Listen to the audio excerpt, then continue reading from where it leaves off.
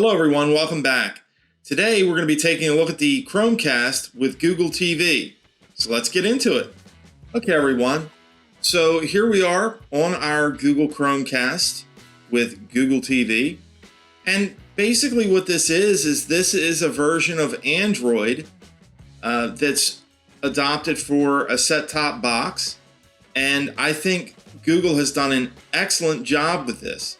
I've used Roku for a number of years, and I've always been a huge fan of the Roku interface and how Roku does the media experience for streaming and set-top boxes and smart TVs. But the Google Chromecast has really upped the game here. And as we get into this, you're going to see what I'm talking about. So the first thing I want to mention with the Google Chromecast with Google TV is the experience. Now, this is the home screen that we're looking at here, and this looks like a streaming app. So even though this is the device that we're using to run all of our streaming apps, it looks like a streaming app itself, which I suppose it might confuse some people, but for most people, they're going to feel right at home with this interface. So someone who's getting a new smart TV or who's new to cord cutting in general, they're going to feel kind of at home with this. So the first thing I want to talk about is how you set this device up. Now, I'm not going to show that in this video, but I want to just say it's extremely easy to set this device up.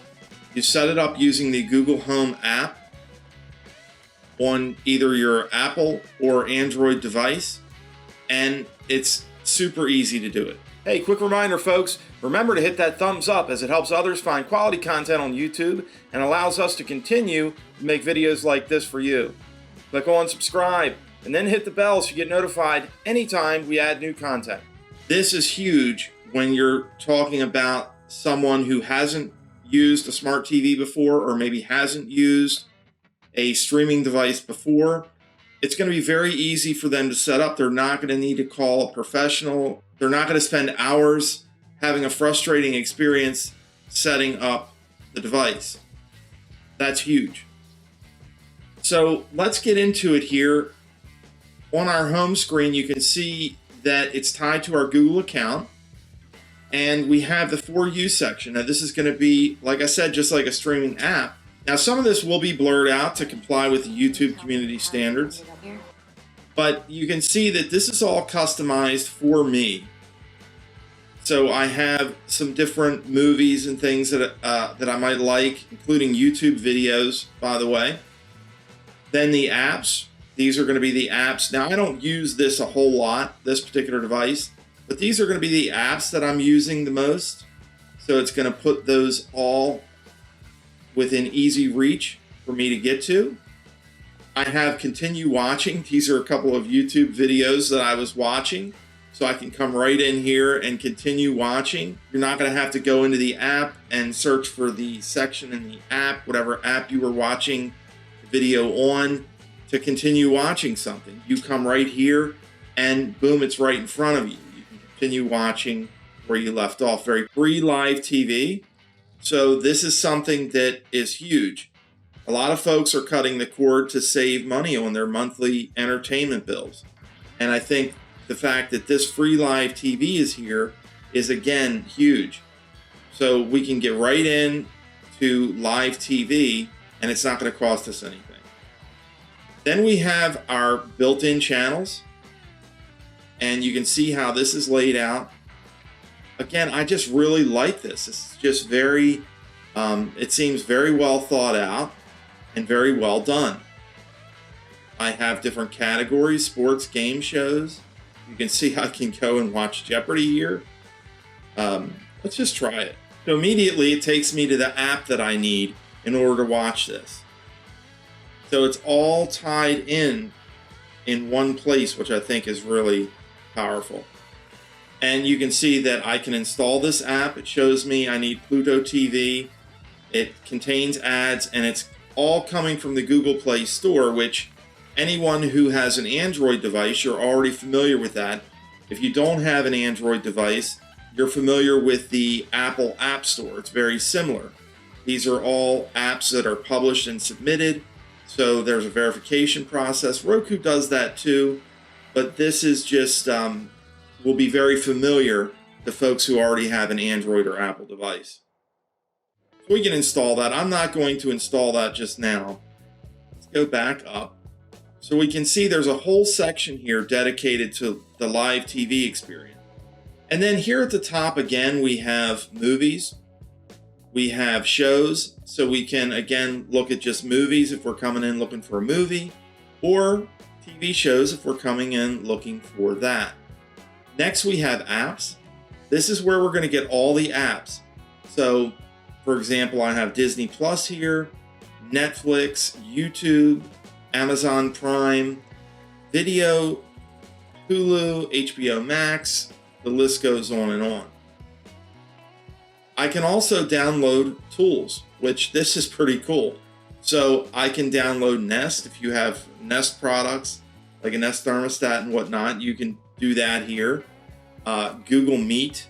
So you can actually, if you have a camera in your device, you can actually use Google Meet on your TV, which is really cool. And so yeah, this is very similar to the experience on an Android device. Obviously, there's going to be some differences because this is not a phone or a tablet, but you get the picture. We also have YouTube Music on here, so we're going to have music apps. And so that's the app section. Next, we have the library. So we can purchase things and they'll all show up here. You can see here that I have Planet Earth and the 100 here in my library. I'm just going to go to Planet Earth. And here we go. I'm just going to go ahead and play this.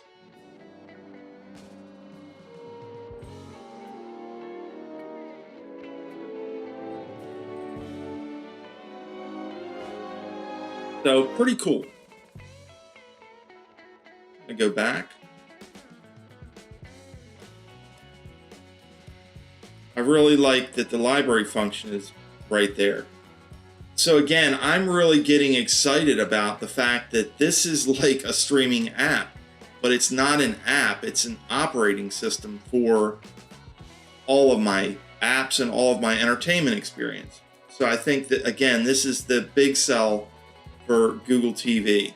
And right now, based on what I'm seeing here, I can already tell you this is by far my favorite experience on either a smart TV or a streaming device for entertainment.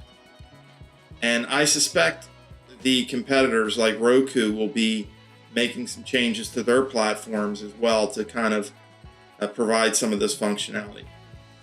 So next I'm going to get into kind of some of the settings here. So we have this little bar that comes over, and on there we have Bluetooth. Now this is actually not a smart TV that I'm showing you the service on. I'm showing this to you on a Chromecast. This device, I paid $50 for it. It's the 4K version. And again, that's a very reasonable price for something that I feel gives you a lot of value for the money. But we have Bluetooth here, so we can connect Bluetooth devices. And we have some accessibility functions. So when we select that, we can go in here and we can use high contrast text.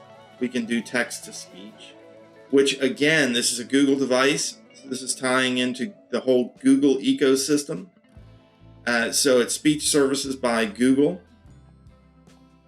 And we can enable things like talkback and switch access. So the next thing we have here is we have the screensaver. And if I select that, it's actually going to show me some photos here. This is my Google Photos, which this is again a feature that I think is just awesome. It's going to show me my Google Photos as a slideshow for my screensaver. We'll get out of that. And we should be able to change that as well. But that's just a quick shortcut to allow us to turn the screensaver on.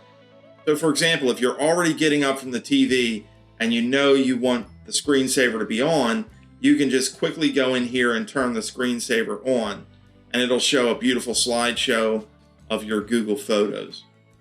The other thing we can do is we can immediately access the Wi-Fi from within here. So right now you can see I'm connected to Wi-Fi, and then we can go in and connect to a network and do all that fun stuff. But what I'm going to do up here is go into our settings and show you all the different settings that we have on this Google Chromecast device. So under display and sound, we have HDMI CEC. And if you go into this, this is really cool. So HDMI CEC allows you to control and automatically turn on and off other HDMI CEC enabled devices with a single remote control. So think about like TVs, sound bars, things of that nature. You have all of your devices come on or off with one remote control. So that's something that is supported here. Of course, the device that you're trying to control also has to be supported for this functionality to work. And we can see some of the devices that support this functionality: Samsung, LG, Sony, Philips, and Sharp. Next, we have resolution. We can change the resolution. Text scaling. So some folks, if you're like me, you like the text a little bit bigger, easier to read. So by default, it's going to be at 100%. We can set it to 115% or 130%. It'll make the text a little bit larger. Dynamic range and color format. So HDR is supported. We don't have HDR turned on here. And match content frame rate. So we can select how we're going to match the frame rate of the content, whether it's going to be seamless, non-seamless, or never. The default is going to be seamless. And then we have some advanced display settings like game mode and format selection. Most folks are not going to be changing this. Game mode, I think, is just going to do something with the refresh rate. And then we have system sounds. We can turn the system sounds on or off. And then advanced sound settings. So in here, automatic is probably going to be the best setting. But some folks may not want surround sound for whatever reason. Or we can selectively enable or disable each format that we want to support. I think most folks are going to do automatic there. And then, of course, we have network and internet, Wi-Fi in here. Not really much to see there. You can turn Wi-Fi off, connect to different networks, and so on and so forth. Accounts and sign-in. So this is really good because you can have different accounts on the device. So if you have 3 or 4 people in the household, each of them can have their own account on the device. They can switch it, and everything will be customized to their preferences. Privacy. So if we go into privacy here, because I know a lot of folks are concerned about that, we have location. So location services, microphone, camera, usage and diagnostics. This is telemetry data that gets sent back to Google. Ads. This is going to allow you to manage ad settings. Really, basically, it's just an ad ID. Google Assistant. So this is another really strong feature that Google TV is going to have over its competitors. We already know that the Google Assistant is just one of the best. So you have the Google Assistant button on the remote, but the voice control allows you to use your voice to control your TV. That's really nice. You have personal results in here. So if you have a Google Home device like a speaker or display, you're already familiar with the personal results. By default, that's off. These would be things like your photos, calendar, things, all things that are personal to your account. You need to turn that on in here if you want those personal results to appear. Not going to get too much into that here. Payments and purchases. One thing I recommend that everybody turn on, if there's anyone else that ever uses your TV, is purchase authentication. Now, all the other competitors have this, but basically you can use a PIN. Now, by default, it's going to have a password. So if somebody tries to make a purchase, or if you try to make a purchase on your Google TV, it's going to require you to authenticate with your password. Now that's, if you have a long password like me, that's not necessarily the most convenient thing to do. You can change it to a PIN here, and then it'll simply ask you for the PIN in order to authorize the purchase. But you definitely want to have some type of authentication on there. Otherwise, folks will just be able to tap a button and make a purchase on your account. Next, we have update management.